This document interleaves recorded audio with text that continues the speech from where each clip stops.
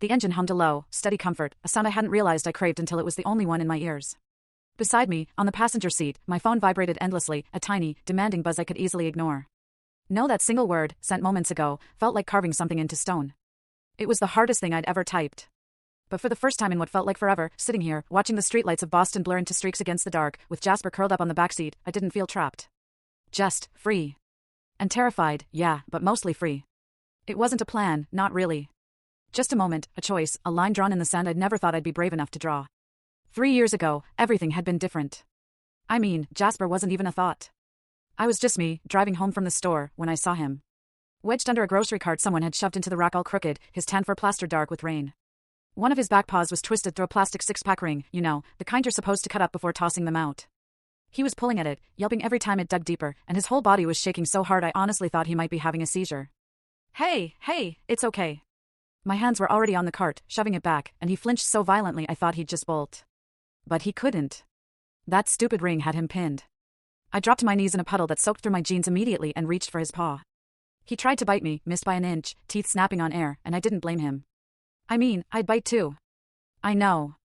I'm sorry. Just hold still. The plastic was cutting into his pad, red and raw where he'd been fighting it. I worked my fingers under the loop, stretching it as wide as I could. He whimpered so loud a woman passing with an umbrella just glanced over, then kept walking.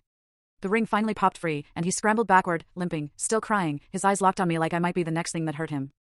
I pulled my hoodie over my head, the rain was soaking my shirt instantly, and held it out low to the ground. Come here, please. He didn't move. Just stood there shaking, one paw held off the concrete, staring at me with this look that made my chest hurt, like he wanted to trust me and didn't know how. I stayed still. Didn't reach for him. Just kept the hoodie open and waited while the rain pounded down. My groceries were probably floating in a puddle somewhere behind me, and I just didn't care enough to go back for them. Finally, he took one step. Then another. Then he was pressed against my stomach, shaking harder than ever. I wrapped the hoodie around him and stood up fast before he could change his mind. He cried the whole drive home. This soft, continuous whine that didn't stop even when I whispered to him that he was safe now, that no one was going to leave him under a cart in a storm again. By the time I pulled into the driveway back in Boston, my shirt was soaked through from rain and puppy, and I really, truly didn't care. My parents, Brenda and Robert, were less enthusiastic. Absolutely not, my mother said the second she saw him.